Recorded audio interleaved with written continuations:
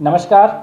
आज की ये प्रेस कॉन्फ्रेंस जो कल दिल्ली के पूर्व मुख्यमंत्री और दिल्ली के गुनहगार अरविंद केजरीवाल जी ने जो कल ओवर एक्टिंग की, जो तमाशा करने की कोशिश की और दिल्ली को खून के आंसू 11 साल तक जिन्होंने रुलाए, उन्होंने जब रोने की एक्टिंग की तो उसका एक सच दिल्ली की जनता को भी मालूम है। इसी के बारे में बात करने के लिए प्रेस कॉन्फ्रेंस है।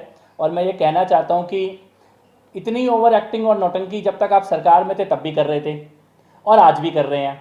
काश उस समय आपको दिल्ली का दर्द पता लगा होता, समझ में आया होता, या काश आज आपको दिल्ली से कोई सरोकार होता।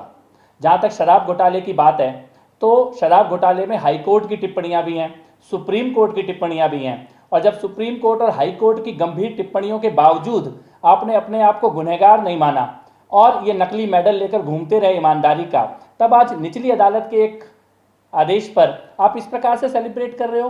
किसको मूर्ख बना रहे हो? क्या ये सच नहीं है कि दिल्ली में जो शराब पॉलिसी आई, जैसे ही उसके ऊपर कंप्लेंट दर्ज हुई आपने उसको वापस ले लिया? अगर वो शराब की आपकी पॉलिसी ईमानदारी पर आधारित थी तो उसको वापस क्यों लेना पड़ा?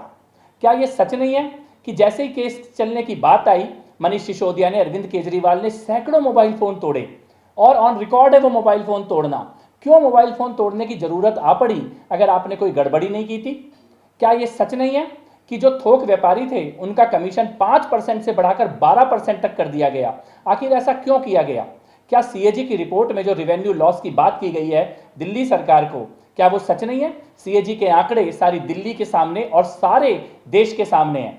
क्या ये सच नहीं है कि अरविंद केजरीवाल जब दिल्ली की सरकार में बैठे थे तो शराब की एक बोतल के साथ एक बोतल फ्री बांटने की बात करके पूरे दिल्ली को शराब के नशे में डुबोया? न जाने कितनी माताएं और बहनें रोई होंगी जिनके परिवार बर्बाद हुए शराब के कारण, नशे के कारण। आज आप अपने आप को ईमानदार बता रहे हैं। दिल्ली की सड़कों की हालत पिछले 11 साल में देखिए, दिल्ली के पानी और सीवर की हालत देखिए, यमुना मैया की हालत देखिए, दिल्ली की हवा की हालत देखिए, दिल्ली के स्कूलों की हालत देखिए, दिल्ली के अस्पतालों की हालत देखिए, दिल्ली के सड़ चुके मोहल्ला क्लिनिकों की हालत देखिए।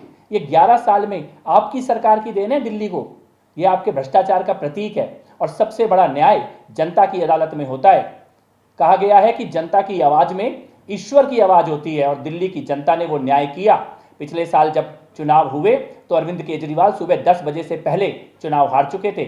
मनीष सिसोदिया 10:30 बजे तक अपनी जमानत जब्त करा के घर जा चुके थे। पिछली सरकार के लगभग ज्यादातर मंत्री अपना चुनाव हार गए और पिछली पूर्व मुख्यमंत्री हारते हारते बची। ये दिल्ली की जनता का न्याय है, क्योंकि जनता ने अरविंद केजरीवाल के भ्रष्टाचार को और लूट को 11 साल तक बर्दाश्त किया है। और मैं फिर से कहना चाहता हूं कि अरविंद केजरीवाल जी, अभी तो मामला हाई कोर्ट में गया है, अभी आप छूटे नहीं है इस पाप से, इस भ्रष्टाचार से। और जिन बहनों के और माओं के परिवार बर्बाद किए हैं आपकी शराब की नीति ने, उनकी आह अभी बाकी है, उनकी पीड़ा अभी बाकी है। इसीलिए इतना जल्दी ये नौटंकी शुरू मत कीजिए। दिल्ली और पंजाब दोनों ने आपके करप्शन को और मिस गवर्नेंस को झेला है। जो जनादेश दिल्ली ने दिया है वही जनादेश पंजाब भी देने जा रहा है। Thank you.